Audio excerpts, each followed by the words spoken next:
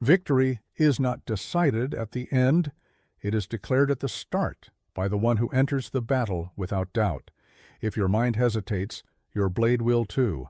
But when you act as if you've already won, fear vanishes, clarity sharpens. Movement becomes instinct. I did not win 30 duels because I was lucky. I won because I stepped forward with the mind of a victor before the fight began. In this video, I'll show you how to live with that same unwavering spirit. Subscribe to our channel if you're ready to master your mind, and tell us, where are you watching from? Listen closely. What I am about to tell you was not written in my book of 5 rings. These are the deeper teachings, the ones I reserve for my most dedicated students. The secret of victory is not in the sword, it is not in the stance, it is not even in the strategy. The secret lies in something far more fundamental, the mind of the warrior before the battle begins. When I faced my first duel at 13, I did not think about dying. I did not contemplate defeat.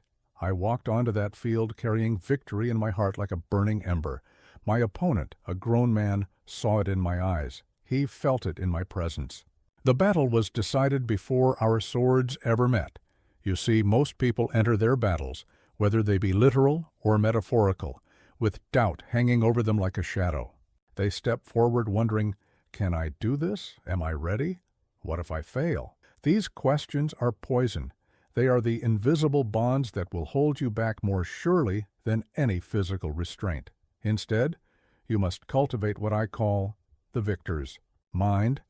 This is a state of absolute certainty, not born of arrogance, but of deep preparation and unwavering focus. When you walk into a room, enter a negotiation, or face any challenge, you must carry yourself as if victory is not a question, but a fact already written. This is not positive thinking. This is not empty confidence. This is the deliberate cultivation of an unshakable inner knowing.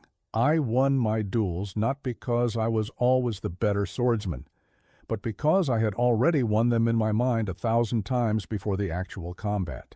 Think of the oak tree within the acorn. The mighty tree already exists in that tiny seed, not as a hope, not as a possibility, but as an inevitability waiting to emerge. Your victory must be like this. It must exist within you with the same natural certainty. But remember, this mindset must be earned. You cannot fake it. You cannot simply declare yourself victorious and expect reality to bend to your wishes. The victor's mind is built through thousands of hours of preparation, through endless refinement, through facing and overcoming real challenges. Every morning when you wake, ask yourself, am I moving with the certainty of one who has already won? If the answer is no, then you have work to do. Train harder. Prepare more thoroughly. Sharpen your mind until doubt finds no purchase in your thoughts. This is how you begin with victory in mind. This is how you step into every arena carrying the quiet confidence that comes not from hoping you might win, but knowing you already have. The battle is won before it begins. This is not a metaphor. This is the first and deepest truth of the warrior's way. There is a quality of mind that surpasses all others in importance. I speak of Fudoshin, the immovable mind, not rigid, not inflexible, but unshakable in its core like the depths of the ocean beneath storm-tossed waves. I have seen warriors with perfect technique crumble under pressure. I have watched skilled strategists freeze when their carefully laid plans met the chaos of reality. Why? Because their minds were not truly anchored. They were leaves in the wind, pushed and pulled by every gust of circumstance. The unshakable mind is not born, it is forged. When I lived in the cave, spending years perfecting my art, I faced every kind of internal demon. Doubt would whisper in the darkness. Fear would claw at my resolve. The temptation to return to civilization, to seek an easier path, would come like a sweet poison, but I remained, not through mere stubbornness, but through the deliberate cultivation of an immovable center. Each morning I would sit in meditation. before practice, finding that still point within that no external force could disturb. Each night, I would review my actions, not with judgment, but with the clear eyes of one who seeks only truth. You must understand, the unshakable mind is not about suppressing emotions or denying thoughts. It is about developing a deeper awareness, a foundation so solid that you can experience everything without being swept away by anything. Think of the difference between a reed and a mountain. The reed bends with every breeze, while the mountain remains unmoved by the fiercest storm. Yet the mountain is not dead.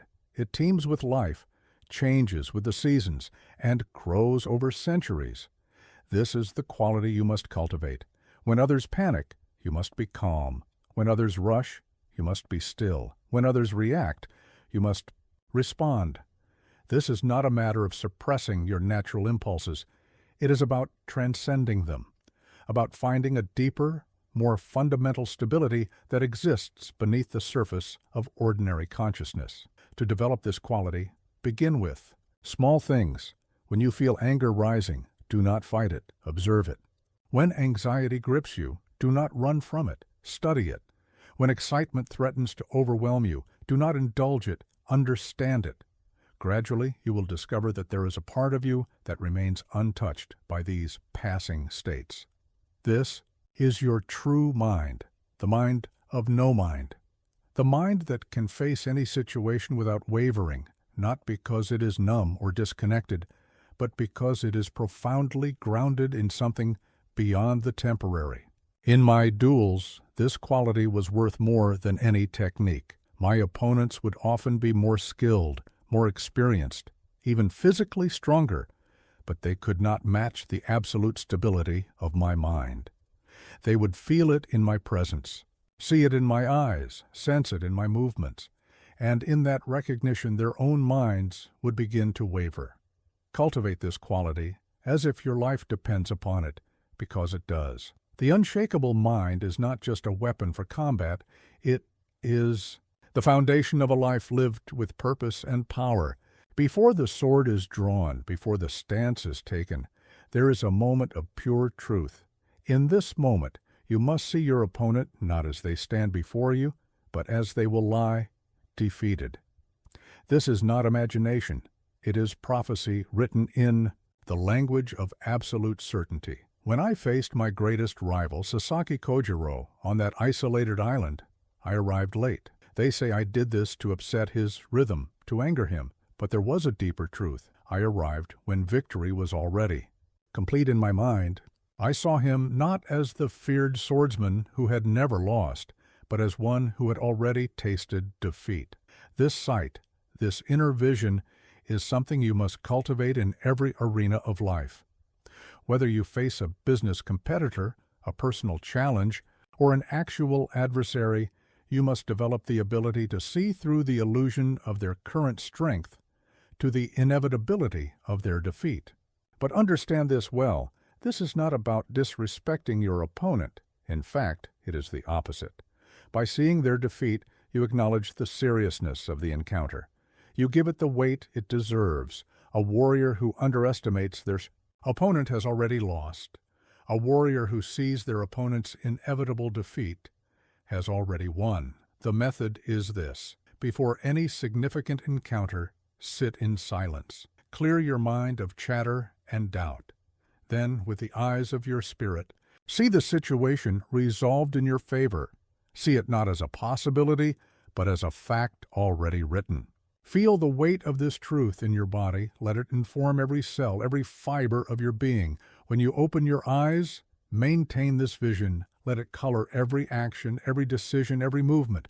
Your opponent will sense it. They will feel the weight of their own defeat before it manifests. This is not mysticism.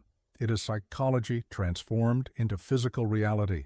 I have seen warriors break before the first strike, simply because they encountered this certainty in their opponent's eyes.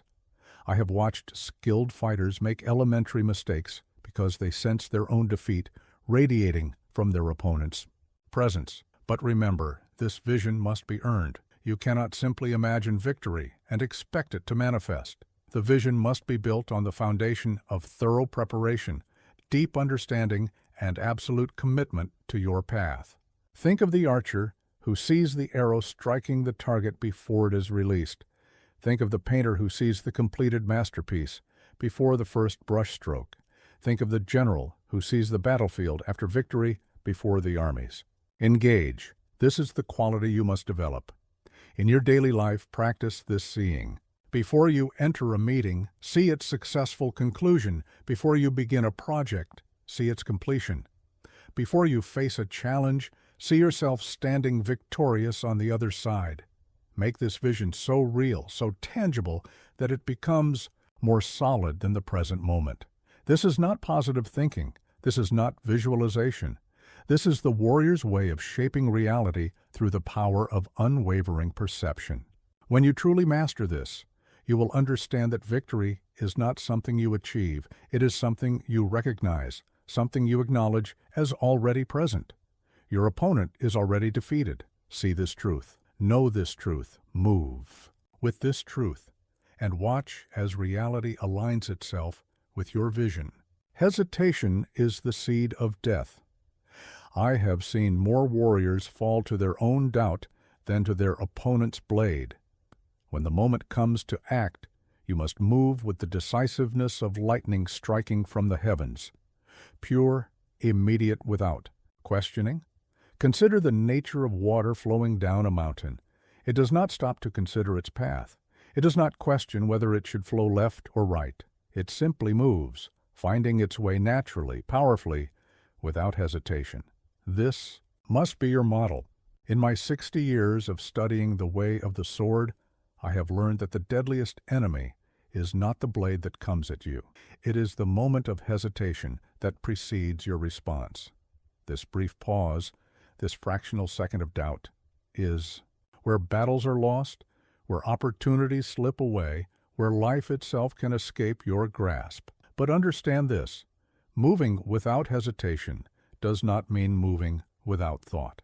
It means training so thoroughly, preparing so completely, that thought and action become one continuous flow.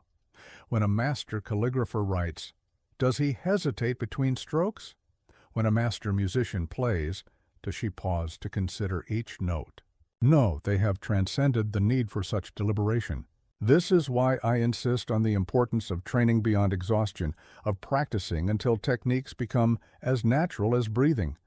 When you face a real challenge, you will not have time to think about your response. You must simply act, and your action must be right. Consider how I trained with the sword.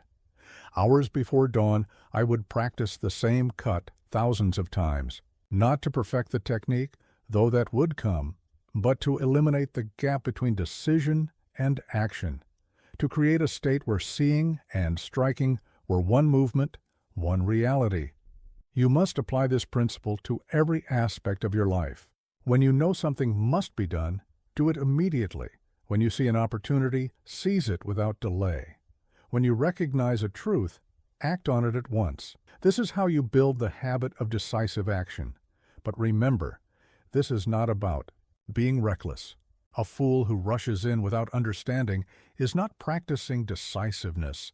They are merely displaying their ignorance. True decisive action comes from a place of deep knowledge, thorough preparation, and absolute clarity. Think of the difference between a novice swordsman and a master. The novice hesitates because they are trapped in thought, questioning their technique, wondering about their timing, fearful of making mistakes. The master moves without hesitation because they have moved beyond thought to direct action. And see your daily life. Begin to notice where you hesitate. What makes you pause? What causes you to second-guess yourself? These are not merely moments of indecision. They are opportunities to strengthen your decisive nature. Start with small things. When you wake up, rise immediately. No lingering in bed. When you have a task to do, begin it at once. No procrastination. When you make a decision, act on it immediately. No second-guessing. These small victories over hesitation build the foundation for decisive action in crucial moments. Remember the principle of the cut. Once committed, follow through completely. A sword stroke that hesitates halfway through is worse than no stroke at all. Whatever action you take it fully, completely, without reservation. This is how you eliminate hesitation from your life. This is how you develop the power to act with perfect timing, to seize opportunities that others miss, to cut through obstacles that stop others in their tracks. Move like water, strike like lightning, live without the burden of hesitation. This is the way of the warrior. The deepest truth I learned in my years of wandering was this: true power emerges in solitude. The warrior's path is not walked in the company of others, but in the silence of one's own resolve. When I chose to live in the cave of Rayagando, many called it madness. They could not understand why a swordsman of reputation would choose isolation over acclaim. But it was there, in that absolute solitude, that I found the essence of the warrior's way. You must understand, the crowd will always pull you toward mediocrity. They will praise what they understand and fear what they don't. They will encourage you to remain within the boundaries of their comfort, to never push beyond the limits of their comprehension. This is why the true warrior must learn to walk alone, not out of arrogance, not out of disdain for others, but out of necessity. The heights of mastery can only be reached in solitude, where your only companion is your own unwavering commitment to excellence. Think of how I developed my two-sword technique. Had I listened to the traditional masters, I would have abandoned it as impossible. Had I sought approval from others, I would have been discouraged by their doubt. But in solitude, I could explore, fail, adjust, and ultimately perfect what became my signature method. This principle extends far beyond swordsmanship. In any field, in any endeavor, the path to mastery demands periods of intense solitude. Times when you must shut out the world's noise, ignore its judgments, and focus solely on your craft. But make no mistake, walking alone does not mean living in isolation. It means maintaining your independence of mind and spirit even when surrounded by others. It means holding true to your vision even when no one else can see it. It means pursuing excellence even when others are satisfied with mediocrity. Consider the bamboo that grows in the forest. Each stalk rises alone, reaching for the sky without concern for how its neighbors grow. Yet, together, they form a grove of remarkable strength. This is how you must be, standing alone in your pursuit of mastery, yet connected to the world through the results of your work. In practical terms, this means you must learn to train when others rest, study when others sleep, perfect your craft when others are satisfied with good enough, hold to your standards even when others suggest you compromise, trust your inner vision even when the world doubts. But remember, walking alone is not about isolation from humanity. It is about maintaining the purity of your pursuit. When you have something to offer, share it. When you have wisdom to give, teach it. But never let the desire for approval or acceptance dilute the intensity of your practice. I taught students, yes, but only after decades of solitary training. I wrote books, true, but only after testing every principle in the forge of personal experience. The time of solitude must come first. It is the foundation upon which all else is built. You will feel lonely at times. You will question your path. You will wonder if the sacrifice is worth it. These moments are tests of your resolve. Welcome them. They are signs that you are truly walking the warrior's path. In your darkest moments of solitude, remember this: every great master throughout history has walked this same path. Every innovator, every pioneer, every true warrior has felt this same isolation. It is not a burden, it is a badge of honor. Walk alone with pride. Train in solitude with joy. Let your results speak for themselves. This is the way of the warrior. The secret that separates the master from the merely skilled lies not in what they do during battle, but in what they do when no one is watching. Victory is forged in the depths of solitude, in those countless hours of preparation that the world never sees. When I developed my two-sword technique, I did not practice until I got it right. I practiced until I could not get it wrong. 10,000 cuts with each hand, then 10,000 more. In the rain, in the wind, in the dead of night. When others slept, I trained. When others celebrated, I trained. When others complained of exhaustion, I trained harder. This is the level of preparation that transforms mere technique into unstoppable force. You must train beyond the moment, beyond exhaustion, beyond what seems reasonable or necessary. Only then do you discover what you're truly capable of. Think of how a sword is forged. The metal is not merely heated once and shaped. It is heated, folded, hammered, and cooled countless times. Each cycle removes impurities, strengthens the blade, and creates something that can cut through anything. Your training must follow this same pattern.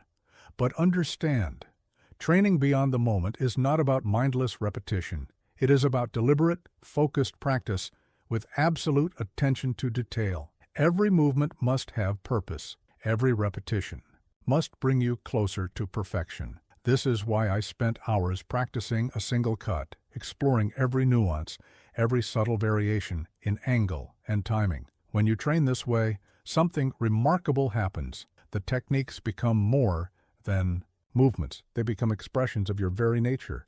The sword ceases to be a tool and becomes an extension of your will. This is what I mean when I say you must train beyond the moment. Consider how this applies beyond combat.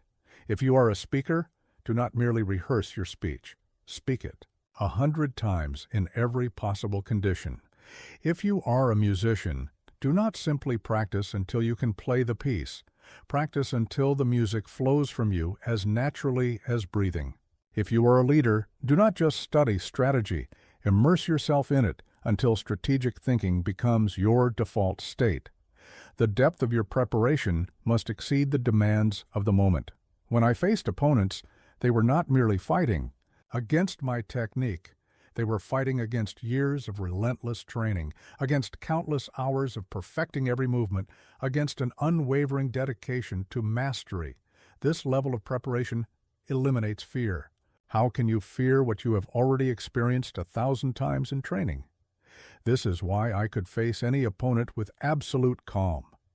I had already fought them countless times in my mind, in my practice, in my preparation. Build your training like this.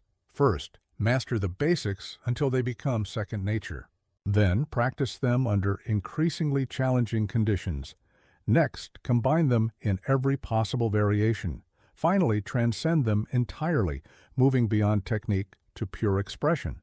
Remember, the goal is not to prepare for a specific challenge.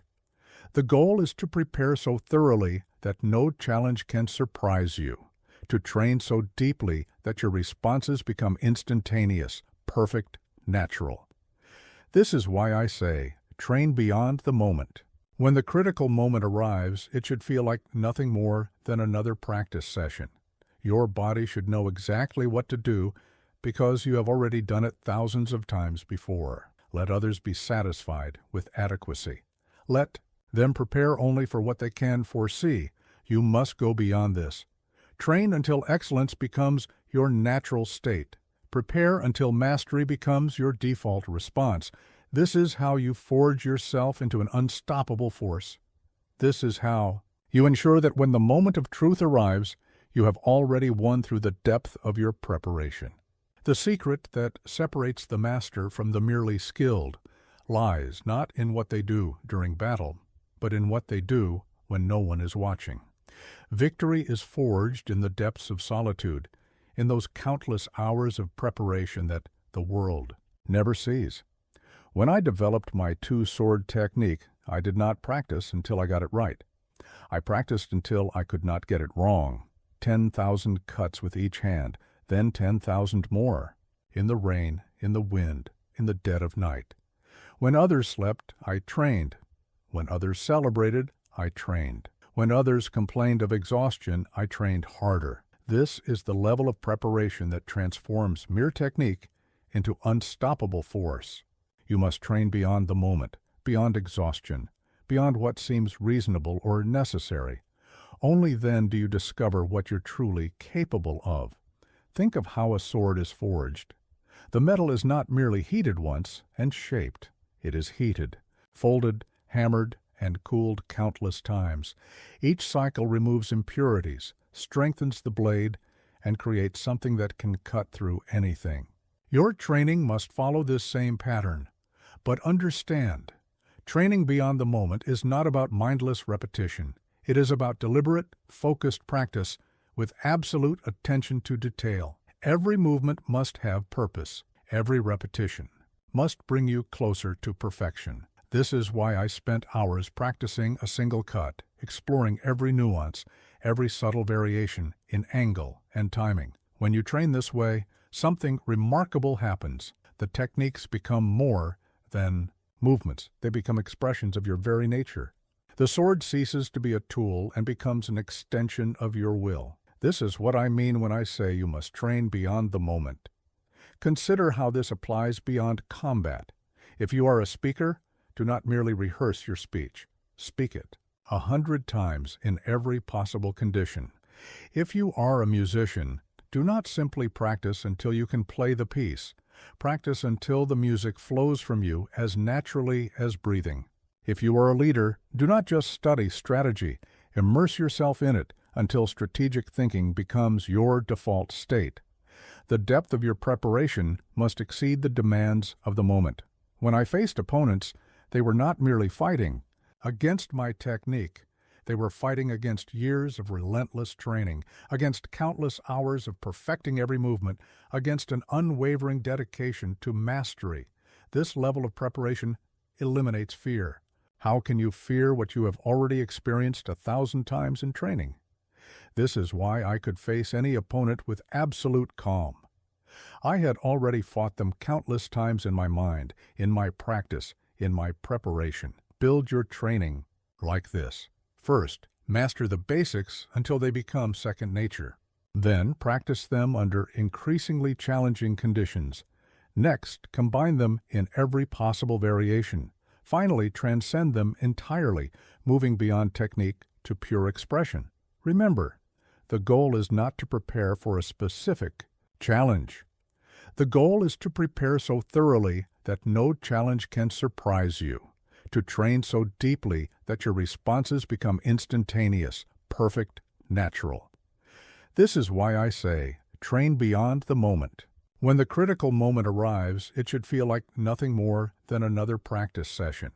Your body should know exactly what to do because you have already done it thousands of times before. Let others be satisfied with adequacy. Let them prepare only for what they can foresee. You must go beyond this. Train until excellence becomes your natural state. Prepare until mastery becomes your default response. This is how you forge yourself into an unstoppable force. This is how you ensure that when the moment of truth arrives, you have already won through the depth of your preparation. Before the sword is drawn, before words are spoken, before action begins, there is posture. The way you carry yourself speaks volumes before you utter a single word.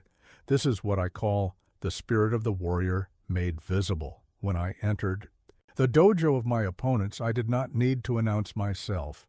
My presence did the speaking. My posture carried the weight of absolute certainty, the calm of complete preparation, the power of unwavering focus.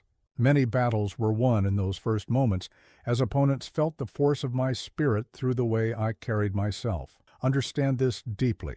Your posture is not merely physical, it is the outer expression of your inner state. When your mind is scattered, your posture becomes weak. When your spirit is strong, your posture naturally commands respect. This is why the warrior must master both the inner and outer aspects of presence. The foundation begins with physical alignment.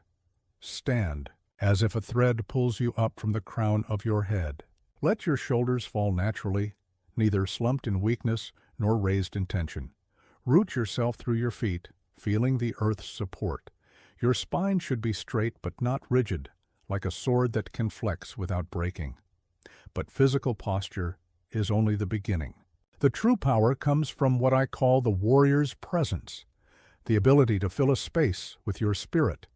This presence must be cultivated deliberately, through daily practice and constant awareness. Think of how water fills a vessel. It does, not strain or force. It simply expands naturally to occupy the available space. Your presence should be like this: natural, complete, unmistakable.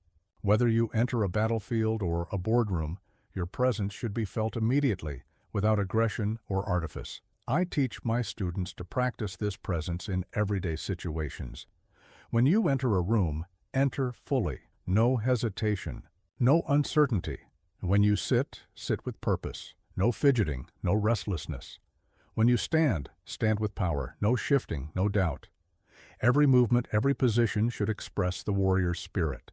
This mastery of posture creates what I call the environment of victory. Your mere presence begins to shape the situation in your favor. Others naturally align themselves with your energy, either moving to support you or revealing their weaknesses through their reaction to your strength. But remember, this is not about intimidation or domination. The truly powerful presence is like the moon reflecting on still water, clear, natural, impossible to ignore, yet not forcing itself upon anyone. It is the quiet certainty that comes from absolute preparation and unwavering focus. To develop this presence, practice awareness of your posture at all times. Move with purpose, even in mundane activities. Maintain your center regardless of external circumstances. Let your spirit fill the space naturally without forcing. Remember that every moment is an opportunity to express the warrior's presence. When you master this, you will understand what I mean when I say that victory begins before the battle. Your very presence becomes a declaration of capability, a statement of absolute readiness that others can feel instinctively. In my life, I have seen skilled warriors crumble before superior presence. I have watched battles turn before they began, simply through the power of properly cultivated posture. This is not mysticism, it is the practical reality of human interaction at its deepest level. Train your posture as diligently as you train your techniques. Your presence should speak of victory before you move, before you speak, before you act. This is the mark of the true warrior, one whose very being becomes a testament to their mastery. Let your posture become your first weapon, your presence your first strike. Master this, and you will understand why I say that battles are won before they begin. Fear is not your enemy. Unpreparedness is. In all my years of swordsmanship, I never once met a warrior who was truly fearless. What separated the victorious from the defeated was not the absence of fear, but the presence of preparation. When I faced my first duel at 13, fear coursed through my veins like ice. But my hands did not shake. My stance did not waver. Why? Because I had prepared so thoroughly that my body knew exactly what to do, even as my mind grappled with fear. This is the secret that most warriors never grasp. You do not overcome fear through courage alone. You overcome it through such deep preparation that your actions become automatic, inevitable, as natural as breathing. Think of how a master archer releases an arrow. In that crucial moment, does he think about his technique? Does he worry about his aim? No. His body simply performs what it has practiced thousands of times. This is how fear dies, not through elimination, but through preparation so thorough that it becomes irrelevant. But understand this: preparation must be systematic, comprehensive, and constant. When I developed my two-sword technique, I did not simply practice until I could do it right. I practiced until I could not do it wrong, in any condition, under any circumstance. This level of preparation means training beyond exhaustion, so fatigue cannot surprise you. Practicing in the worst conditions, so discomfort cannot distract. You studying every possible scenario, so surprise cannot unsettle you, mastering every detail, so uncertainty cannot shake you. When you prepare this thoroughly, fear loses its power over you. Not because you don't feel it, you will always feel it, but because your preparation is stronger than your fear. Consider how I prepared for duels. I would visualize every possible attack, every potential counter, every conceivable outcome.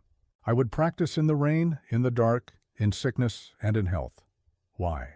Because when the actual duel came, nothing could happen that I hadn't already experienced and overcome in training. This is what I mean when I say, do not fear combat, fear unpreparedness. When you are truly prepared, fear becomes nothing more. Then useful energy, a sharpener of senses, a heightener of awareness. The practical application of this principle is simple, though demanding. First, identify what you fear. Then, break that fear down into its components. Next, prepare for each component so thoroughly that it becomes familiar. Finally, combine these preparations until the whole situation loses its power to frighten you. For example, if you fear public speaking, do not just practice your speech. Practice it while people interrupt you. Practice it when you're exhausted. Practice it with hostile audiences. Practice it until no situation can arise that you haven't already mastered in preparation. Remember, fear is like the darkness. It seems overwhelming until you light a candle. Preparation is your candle. The more thoroughly you prepare, the more light you have, and the less power darkness holds over you. In my lifetime, I have seen mighty warriors fall to lesser opponents simply because they relied on courage instead of preparation. I have seen skilled fighters crumble under pressure because they never pushed themselves far enough in training. Do not make this mistake. Prepare so thoroughly that fear becomes nothing more than background noise, present but irrelevant to your performance. Train so deeply that your body knows exactly what to do, regardless of what your mind is feeling. This is how fear dies in preparation, not through elimination, but through the building of something stronger, an unshakable foundation of readiness that fear cannot penetrate. Remember, the warrior who has practiced 1,000 strikes once fears the battle. The warrior who has practiced one strike 1,000 times fears only unpreparedness. The master of combat is not the one with the fastest strike or the strongest arm. The master is the one who controls the space between. In my 60 years of swordsmanship, this truth has proven itself countless times. Control the space. Control the outcome. When I faced Sasaki Kojiro, I did not win through superior technique alone. I won because I controlled every aspect of the encounter. The timing of my arrival, the position of the sun, the distance between us. By the time our swords met, I had already shaped the space to my advantage. This principle extends far beyond physical combat. In every interaction, in every situation, there are 3 elements of space you must master: physical distance, temporal distance, and energetic distance. Master these, and you master the encounter. Physical distance is the most obvious yet. Few truly understand it. It is not merely about being near or far. It is about finding the perfect position from which you can act while your opponent cannot. In combat, this is the distance where your sword can reach them, but theirs cannot reach you. In business, it is the position that gives you leverage while limiting your competitor's options. Consider how I would position myself in duels. I would never stand where my opponent expected. I would find the angle that nullified their strongest technique, the distance that made their timing uncertain. This same principle applies in any confrontation. Find the position that maximizes your strengths while exposing your opponent's weaknesses. Temporal distance, the mastery of timing, is equally crucial. It is not enough to be in the right place. You must be there at the right moment. Too early and you telegraph your intentions. Too late and you miss your opportunity. Perfect timing comes from understanding the rhythm of situations, the ebb and flow of energy. I teach my students to feel the rhythm in everything, in conversation. There is a rhythm to words and silence. In negotiation, there is a rhythm to offers and responses. In combat, there is a rhythm to attack and defense. Master this rhythm, and you can control when and how events unfold. But perhaps most subtle and most powerful, is energetic distance, the space between spirits. This is about controlling the psychological and emotional temperature of an encounter. Sometimes you must draw close, creating pressure that forces mistakes. Other times you must create space, allowing tension to build until your opponent breaks. To master the control of space, first, become aware of all three distances in every encounter. Then, learn to read how these distances affect both you and others. Next, practice adjusting these distances deliberately. Finally, develop the ability to control them instinctively. In practical terms, this means never stand where your opponent expects you to be. Never move at the rhythm they try to impose. Never engage at the energetic level they attempt to establish. Remember, the one who controls the space controls the options. The one who controls the options controls the outcome. I have won battles without striking a single blow, simply by controlling the space so completely that my opponent had no viable moves. I have ended conflicts before they began by establishing such dominant position that resistance became pointless. This mastery of space must become instinctive. In every situation, your first thought should be of position, physical, temporal, and energetic. Where are you in relation to others? How does this position serve your purpose? What options does it create or deny? Train yourself to see space as a weapon, as important as any sword or strategy. Learn to feel how distance shapes possibility, how timing creates opportunity, how energy influences action. When you truly master this principle, you will understand why I say that battles are won before the first strike. The control of space is the foundation upon which all other victories are built. In all my years of combat, I have learned that the most powerful weapon is not the sharpest sword, but the stillest mind. True warriors are not those who make the most noise. They are those who maintain perfect calm in the heart of chaos. When Pomoi, others saw me before a duel, they often mistook my stillness for weakness. They did not understand that in that calm lay my greatest strength. Like the surface of an undisturbed pond that perfectly reflects the moon, a calm mind reflects reality without distortion. This calm is not passive. It is not the calm of inaction or indifference. It is the calm of absolute readiness, of complete awareness. It is the calm of a drawn bow, of a coiled spring, of a tiger about to pounce. It is calm filled with potential energy ready to be released at the perfect moment. Think of how water behaves in different states. When it is turbulent, it reflects nothing clearly. When it is still, it reflects everything perfectly. Your mind must be like this still water, perfectly reflecting the reality of your situation, without emotional disturbance. But understand, this calm must be cultivated through rigorous practice. It does not come naturally to the human spirit, which tends toward agitation and reaction.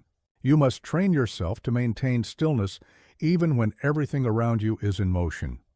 I developed this calm through thousands of hours of practice, not just physical practice with the sword, but mental practice, learning to keep my mind still while facing every kind of pressure, every kind of provocation. The method is this: start with physical stillness. Learn to stand or sit without unnecessary movement. Progress to emotional stillness. Learn to face provocation without reaction. Advance to mental stillness. Learn to think clearly without becoming. Attach to thoughts. Finally, achieve spiritual stillness, the state where calm becomes your natural condition. This calm becomes your weapon in several ways. It allows you to see clearly when others are blinded by emotion. It enables you to act decisively when others are paralyzed by fear. It helps you maintain focus when others are distracted by chaos. It gives you power over those who cannot control their own minds. Remember, your calm creates disturbance in your opponent. When they rage and you remain still, their own emotions become their enemy. When they rush and you remain steady, their own haste becomes their downfall. I have won battles simply by maintaining my calm while my opponent lost theirs. I have watched skilled warriors defeat themselves through their inability to maintain stillness under pressure. In practical application, this means when others shout, lower your voice. When others rush, slow your movements. When others attack wildly, maintain your center. When others lose control, tighten your discipline. This calm must become so natural that you maintain it even in sleep. It should be your default state, not something you have to remember to do. This level of calm comes only through constant practice and unwavering discipline. Think of the difference between a pond disturbed by every breeze and an ocean that remains, calm in its depths despite surface storms. You must become like that ocean, maintaining your deep calm regardless of surface disturbances. Train yourself to find calm in increasingly challenging situations. Begin with small disturbances and gradually work your way up to major chaos. Your calm should be independent of external conditions. This is how calm becomes your weapon, not through suppression of emotion, but through transcendence of reaction, not through denial of reality, but through perfect acceptance and awareness of it. Let your calm become the storm in your opponent's mind.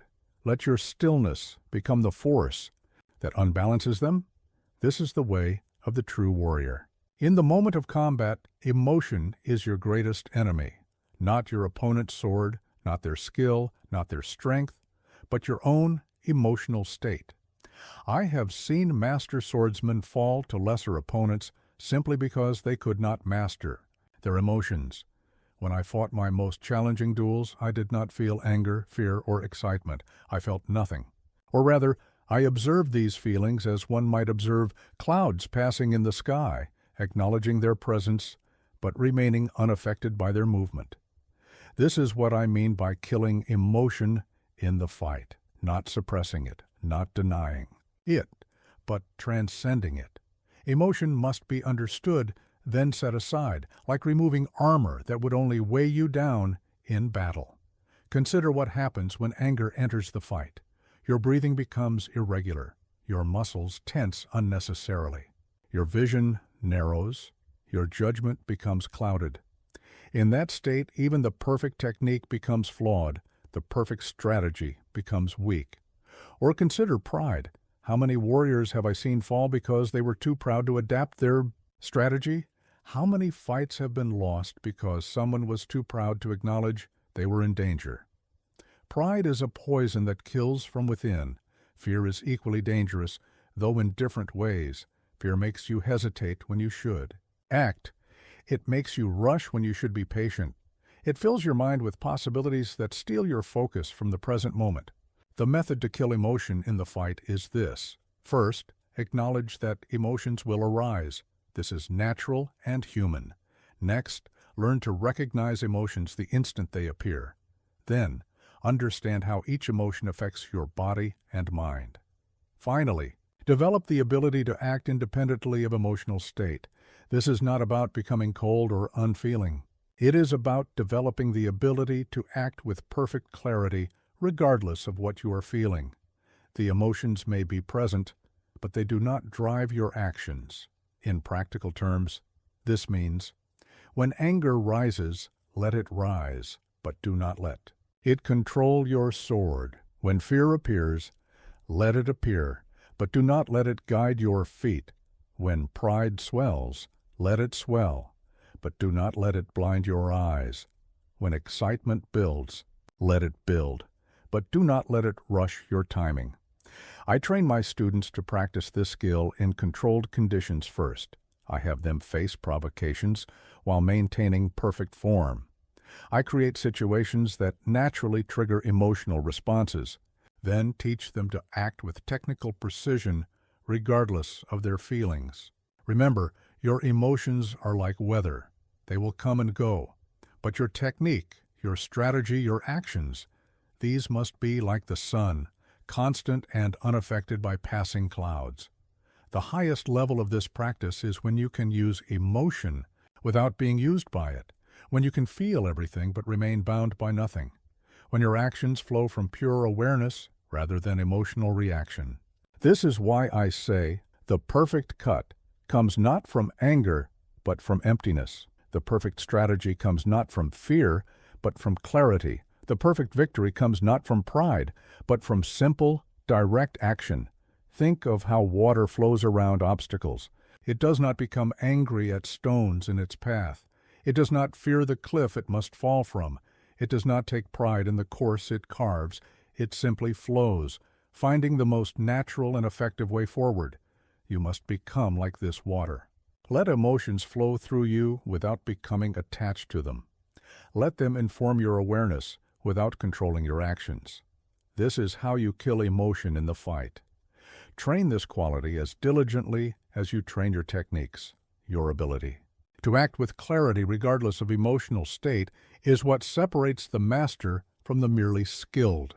A sword in untrained hands is nothing but dead metal, but in the hands of a master it becomes something more, an extension of will, a manifestation of spirit, a tool so perfectly integrated with its wielder that the distinction between warrior and weapon vanishes. When I developed my two-sword technique, people said it was impossible.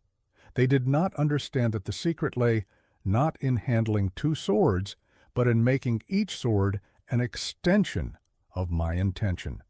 Once you grasp this principle, whether you hold one sword or two becomes irrelevant. This mastery applies to any tool, any skill, any means through which you express your will in the world. Whether you write with a brush, speak to an audience, or lead an organization, your tool must become more than a tool. It must become a natural extension of your purpose. The path to this mastery follows 3 stages. First, you must master the technical fundamentals completely. Then, you must practice until technique becomes unconscious. Finally, you must transcend technique entirely, allowing pure intention to flow. Consider how a master calligrapher holds their brush. Do they think about how to grip it? Do they consciously control each stroke? No, the brush has become so much a part of them that their intentions flow directly onto the paper without intermediate thought. This is what I mean by mastering your weapon like an extension of will. When you reach this level, there is no separation between decision and action, between intention and execution. Your tool becomes a pure channel for your spirit. But understand, this mastery demands absolute dedication. When I was developing my skills, I would practice basic cuts thousands of times, not until they were perfect, but until they were natural, until the sword felt as much a part of me as my own arm. The method is this. Begin with perfect form. Every detail must be correct. Practice until form becomes automatic, no conscious thought required. Then practice until form becomes fluid, adaptable to any situation. Finally, practice until form disappears. Only pure intention remains. Think of how you use your hands. Do you consciously think about how to pick up a cup, how to point at something, how to express emphasis in conversation? No.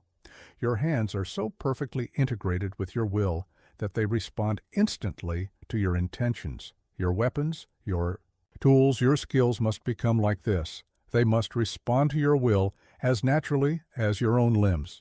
This is true mastery. In practical application, this means train until your tool becomes an unconscious extension of your body. Practice until technique requires no conscious thought. Refine until your intention flows directly into action. Perfect. Until there is no separation between you and your means of expression. I have seen warriors with perfect technique fail because they were still using their swords rather than being one with them. I have watched skilled fighters defeat themselves because they could not transcend the mechanical aspects of their art. Remember, the sword is not a separate thing that you use. It is a part of you that you express through. The same is true of any tool, any skill, any means of action in the world. When you truly master this principle, something remarkable happens. Your tool disappears from your consciousness. You no longer think about how to use it, you simply act, and your intentions manifest directly through it. This is why I say, perfect technique is not the goal. Perfect technique is merely the foundation. The goal is to transcend technique entirely, to reach a state where your will flows unimpeded into action. Train until your weapon becomes invisible to your mind.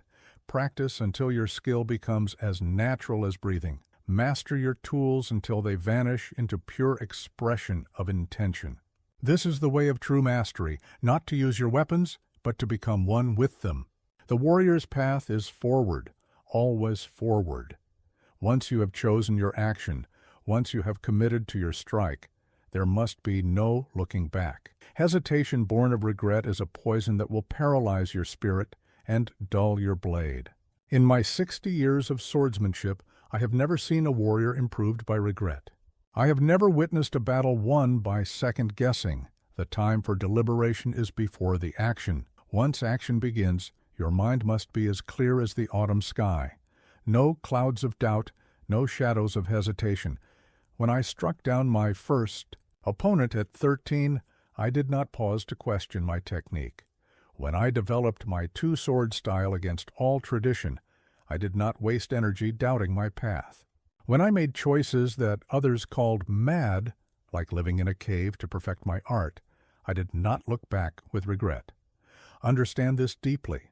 The past is dead. It cannot be changed, cannot be improved, cannot be undone. Every moment spent dwelling on what has happened is a moment stolen from what must be done now. This principle applies to all action, not just combat. Make your decision with full awareness. Commit to your choice completely. Execute without hesitation.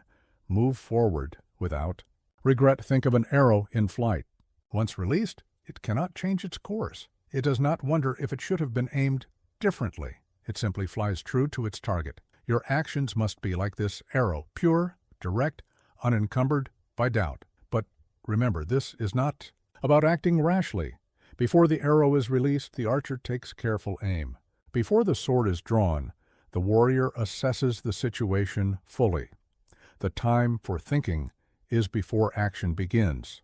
Once begun, action must be clean, clear, and complete. The method is this. First, gather all necessary information. Then, consider your options carefully. Next, make your decision firmly. Finally, act without looking back. In practical terms, this means, when you choose a path, walk it fully. When you make a decision, stand behind it completely. When you take action, commit to it absolutely. When you face the consequences, accept them totally. I have seen skilled warriors defeat themselves through doubt. I have watched strong fighters crumble because they could not stop questioning their previous actions. This is why I say, the warrior who looks back while striking forward will miss their target and lose their way. Remember, regret serves no purpose except to divide your mind. A divided mind is a weakened mind. A weakened mind leads to defeated action. This does not mean you cannot learn from the past. Of course you must learn, but there is a difference between learning and regret.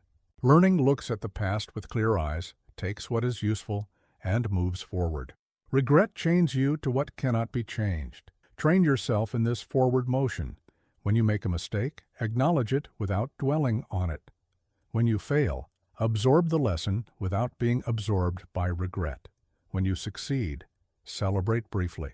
Then focus on the next challenge. When you face uncertainty, choose your path, then commit fully. Think of water flowing in a river. It does not stop to regret the rocks it has passed. It does not wish it had taken a different course. It simply flows forward, adapting to what is present, moving always toward its destination. This is how you must be, always moving forward, always present to what is before you, never trapped in regret about what lies behind. This is the way of the warrior, direct, clear, unencumbered by the past. Let others waste their energy on regret. Let them paralyze themselves with doubt about past actions. You must be like the arrow in flight, pure in purpose, direct in action, committed to your course. True victory carries no pride. The moment you become proud of your success is the moment you begin to lose your edge. I have seen more warriors fall to their own arrogance than to their opponent's sword.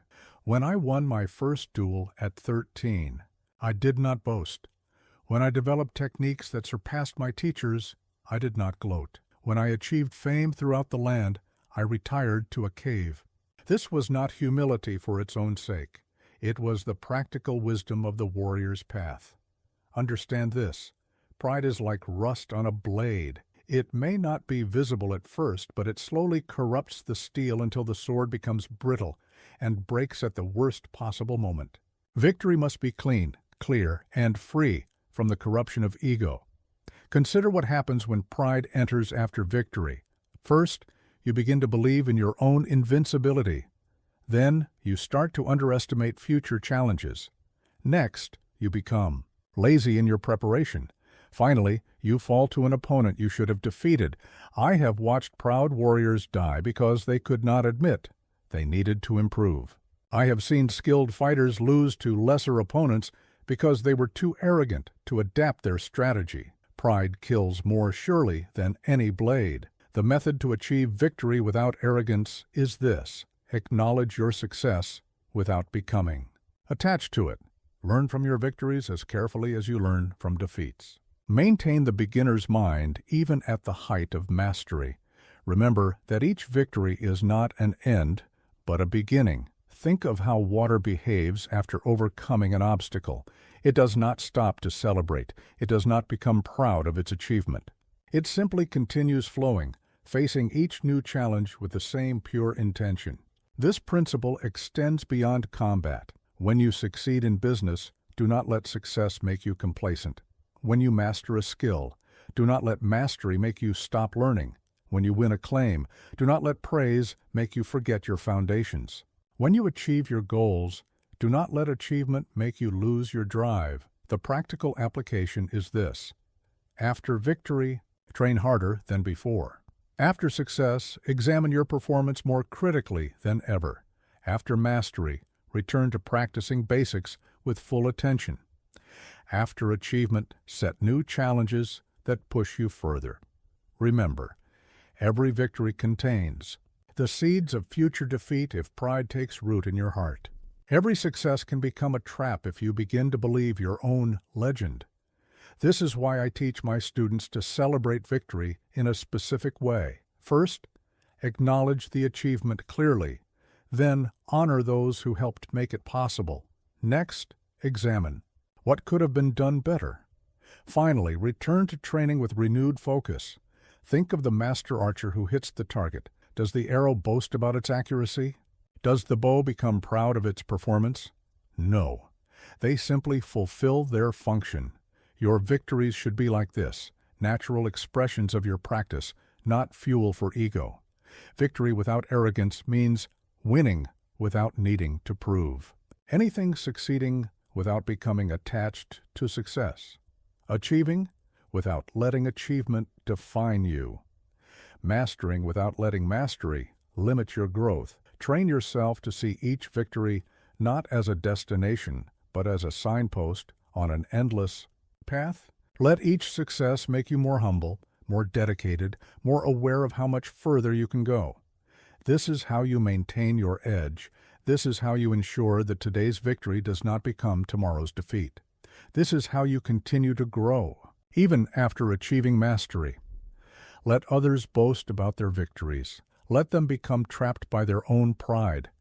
You must remain like the blade that simply cuts, clean, clear, and free from corruption.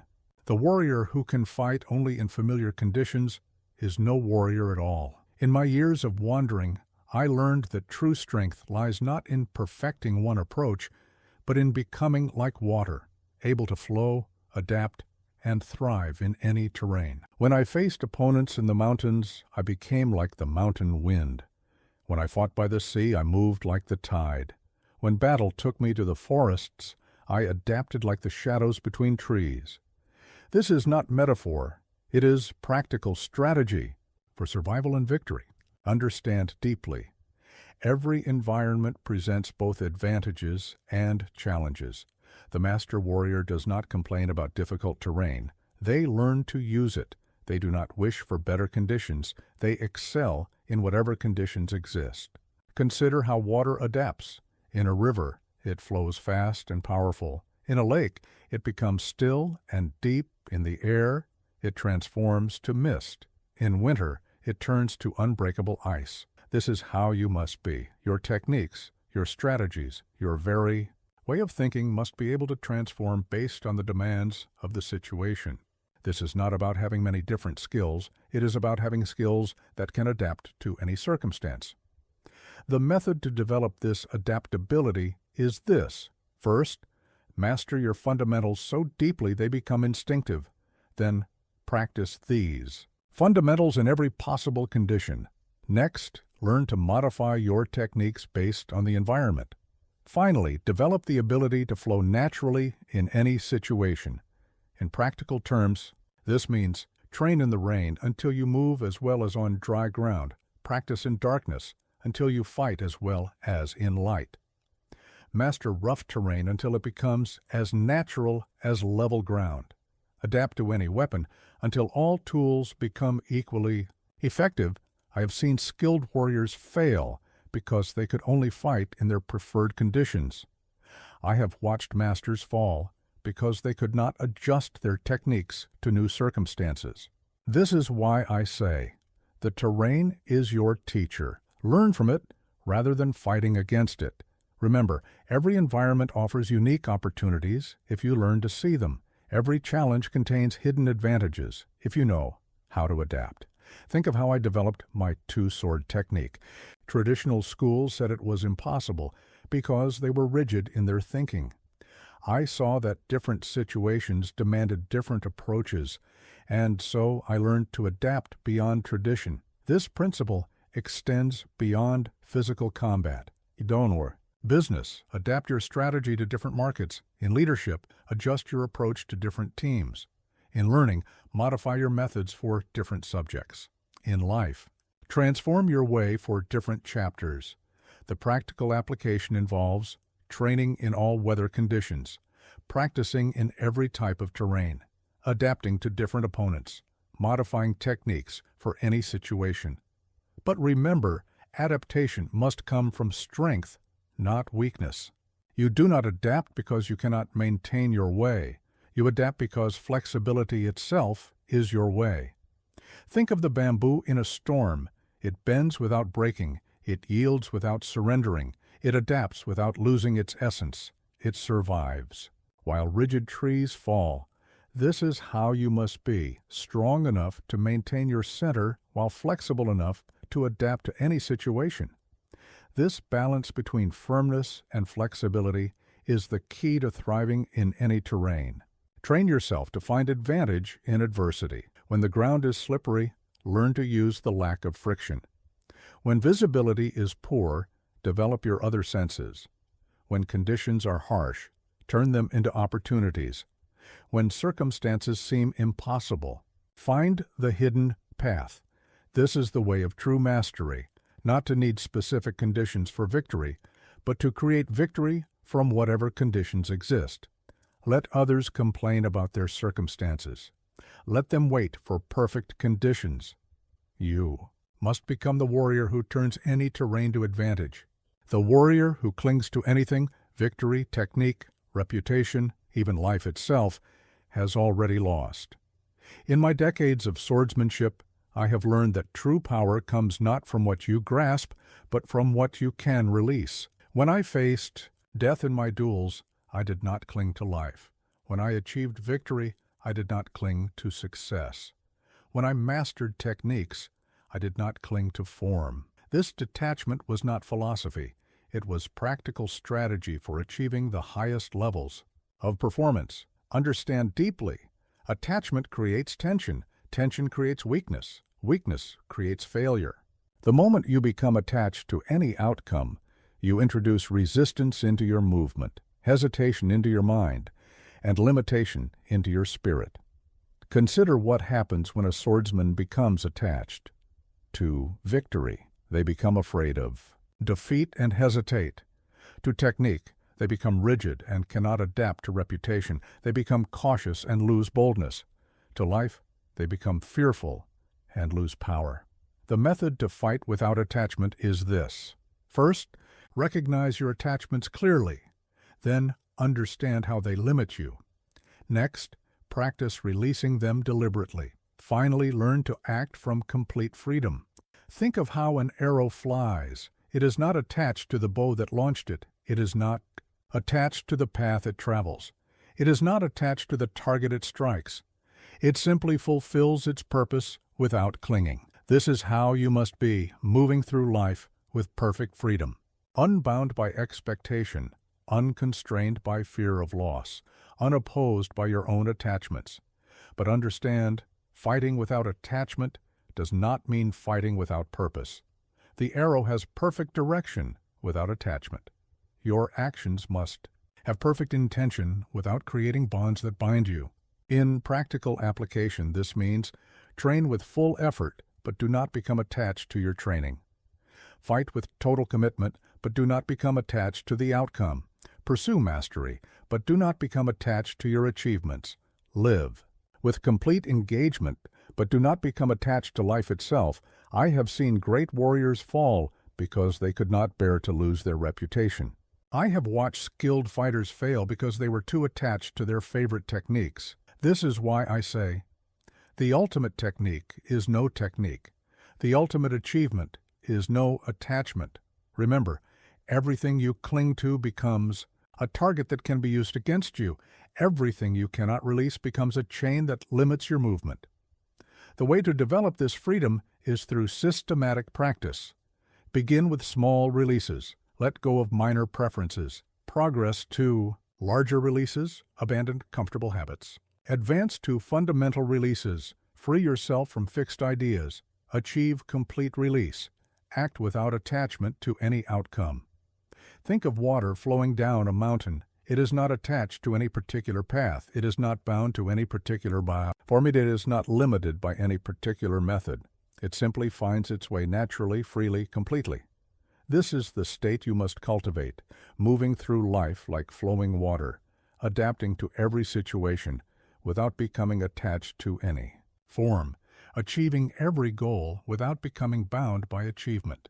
Train yourself in this release. When you succeed, let go of success immediately. When you fail, let go of failure instantly. When you learn, let go of knowledge continually. When you fight, let go of fighting completely. This is not mere philosophy. This is practical strategy for achieving the highest levels of performance in any field. When you fight without attachment, your movement becomes perfect. When you act without clinging, your power becomes complete. Let others become bound by their attachments. Let them be limited by what they cannot release. You must become the warrior who moves with perfect freedom, acts with total commitment, and remains bound by nothing. The final and deepest truth of the warrior's way is this: you must live as if you have already won, not from arrogance, not from presumption, but from an unshakable inner knowing that transcends both victory and defeat. When I walked onto the field at Ganryujima to face Sasaki Kojiro, I moved with the calm certainty of one who had already prevailed. Not because I underestimated my opponent, he was formidable. Not because I was overconfident. That is the way of fools. I moved with certainty because I had already won in the only place that truly matters, in my mind and spirit. Understand this profound truth. The outer world eventually shapes itself to match your inner reality. When you truly live as if you've already won, your actions naturally align with victory. Your decisions flow from success.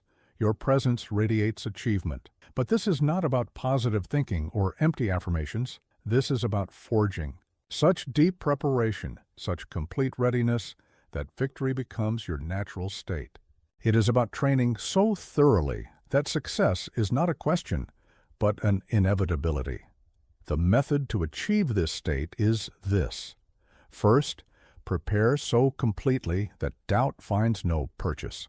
Then, train so deeply that excellence becomes automatic. Next, cultivate such clarity that success becomes inevitable. Finally, live from that place of absolute certainty. Think of how a master archer releases the arrow.